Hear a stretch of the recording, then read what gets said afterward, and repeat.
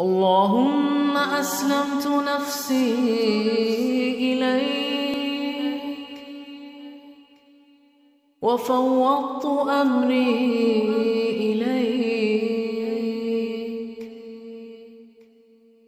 ووجهت وجهي إليك وألجأت ظهري إليك رغبة ورهبة إليك لا ملجأ ولا منجا منك إلا إليك